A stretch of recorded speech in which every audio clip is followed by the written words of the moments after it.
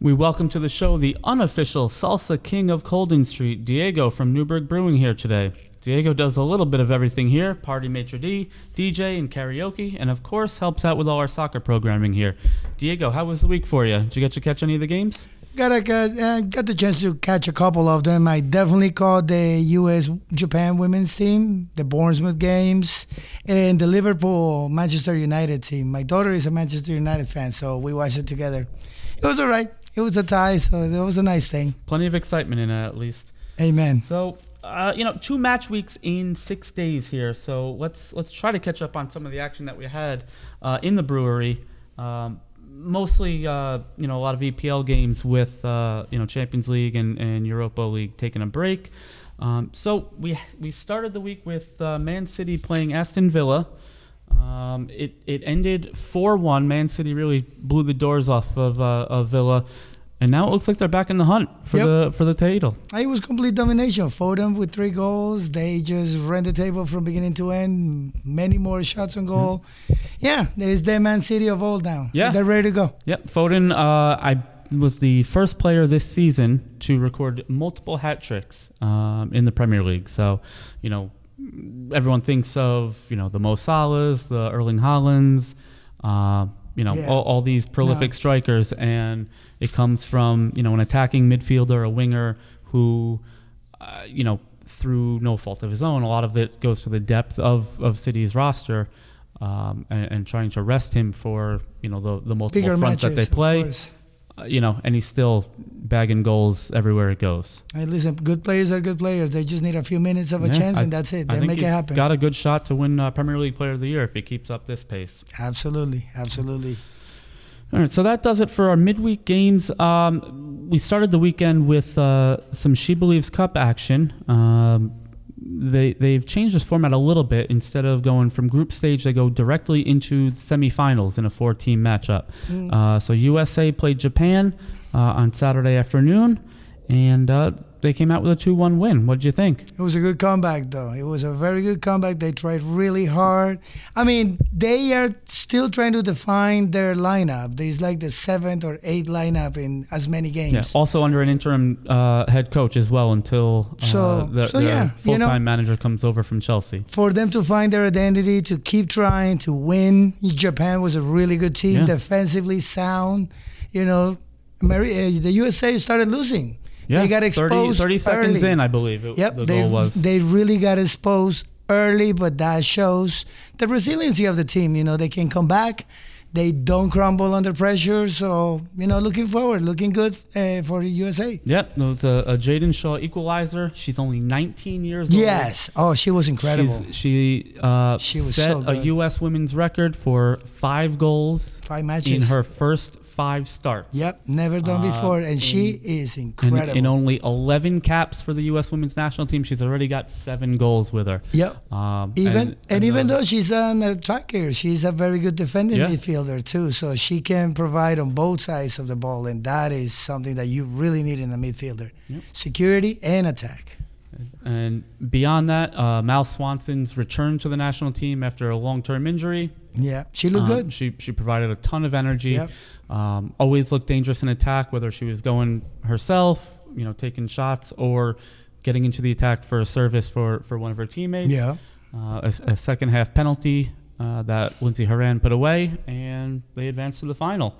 The final is Tuesday night against Canada. Yeah. It's a close match with Brazil. Yeah. Too. That was something that was good too. It was hard fought. It was Brazil, Canada, all these nations that are not traditional powers, whether it's because of the NWSL, because of the success and fame that the U.S. women's national team has enjoyed the last 30 or so years. Yeah.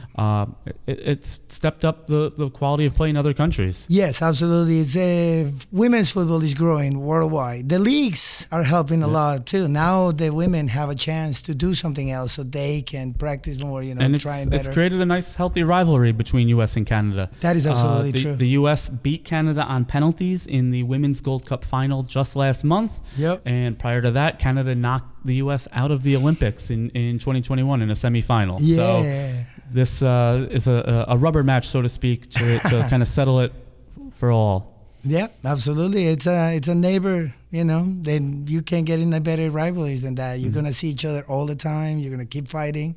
It's gonna make it more interesting. It sure does. Hopefully, brings a lot of fans too now. If I remember correctly, the semifinal, which was played in Atlanta, did break a women's record for attendance, And that's what we need: more awareness. The more U.S. people. always brings the fans. Obviously, with other countries as well, now picking up the pace and raising the awareness that women's soccer is here. It's happening. Yeah, it's coming. It's growing. The fans will follow. So, absolutely.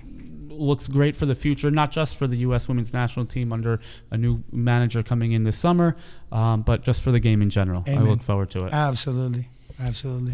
All right. After that, on Sunday, we had a very interesting Premier League matchup between Man United and Liverpool. If you listen to Man United fans, you'd think they were battling relegation.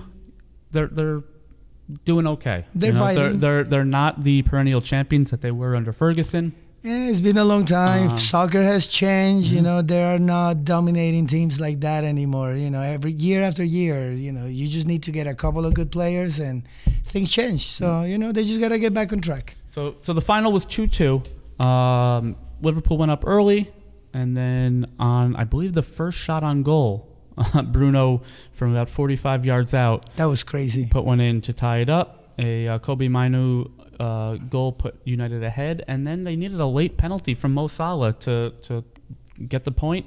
And it makes you wonder: is that title race wide open now? It's back to a 3-horse race. They're all within a point of one another. Yes, it's and they going are to come all down to the looking wire. strong. They are all looking strong. There is nobody's giving out points right now. So yes, they all look strong. I can't imagine a situation where all three teams don't give up a point somewhere. Whether it's a silly draw, it's a game that maybe they're thought to draw and they wind up losing. They're all still in European play. Yeah. That's what it comes down to. Which ones are your priorities? City's still in the FA Cup as well. So yeah. There's City's still fighting on all three fronts, trying for an unprecedented second consecutive treble. Ooh, I didn't realize that. Yeah, that is they won true. the treble last year. They already, wow. They're in against Real Madrid for Champions League. They have the FA Cup run still, and they're right in the thick of it with the Premier League. So Yep. It'll make things Absolutely. very, very interesting. It's going to be one of those last match of the season type deals. You know what I mean? And you know what? It's a welcome change for the Premier League. For the last 8-9 years, it was a runaway league. It's been either a runaway or at most a 2-team race. Yep. To have a third team in it, and another little bit of interesting aspect of this is they're done playing each other now. Oh, it's all about external. They all play other teams. Just win out. So Arsenal's on top right now. If they win out, it's theirs to win. They control their own destiny. It's theirs to lose as well. Yeah, like you were saying, avoid silly mistakes, avoid silly results, ties. You don't need any of that. It's all winning all day. Yeah. So I definitely look forward to watching the next few matches. We'll talk about it more later, but we do have Arsenal up on the big screen this weekend coming up. So nice. It'll be a fight for them. Don't miss it.